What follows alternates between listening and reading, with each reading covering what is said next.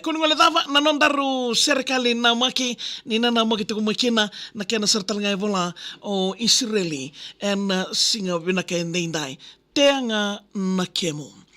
Matakai rawaka au yan ramai ena mama rao. Vei kinda waki tu mai na totoka ni kengu I katalao. Na mengo wai katakata ki nandalo walilo ningao.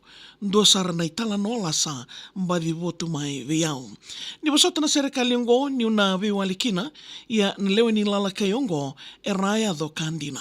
Lesi ni mbose koviti ki vanua lewu e mbambasinga do na itala tala mai nukoloa e ngao rakadiwa. Nangase ongo e senga ni mai tala walinga. Kanimbula ni lingana e randa ungoro ya kedenga.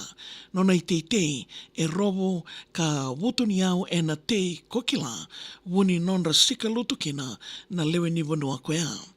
Dono na I ongo e sambau laki mata matanraboli. Kasa nonra I tala no tunga e na singa ke nambongi. Nandalo e samburoro ka waka I tamera na ke nandomoni wakanga e masiara nangingi ni vuata e vanuangori. Samatua na were na tata musuki sandau kata le. Na dawu nindalo matua e rawan isa o ile. Sa waka matalau ni kunei sa mangiti mbeka nga keirei sanganindende sa singemi ni sambuto koritiko na iteitei. Wata iralango sa taura sangai me kunei kobuni lenga. Se kodei mbeka veira na weka e sengani tetiko na kena. Na nongu mbuno sa o kata talenga mimbuno ni andrena ko iau na italai ni kalau ke o kiriau e na tau senga. Sa mbuku na ruan ni sa kindawirawa na iwandi e wunia. Na tikina e tamusuka ondau te ko kanaloto memoria. Sa katoka ni vei singa ongori sa waka me saru I sivia e na yatinga mai na dolo e rakilatu mandanga na lielia.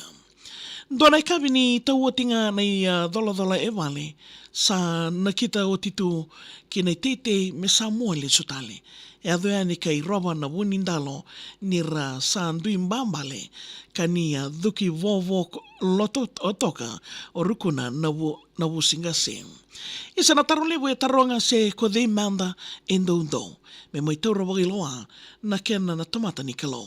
Da wakatunga oia na non reitovo na non da dauravo kindadala ni reidi nona tuira ralevo e kaila e na ngolo. Mani na numa o talatala na I tabimbimbi e daudalata. Ni nona linga I matau saranga e na dakadaka ni turanga. Isa na I tabimbeka koea e senga kina nona ngauna ngalala me te kina na kena wuni nona mai dhumu angara.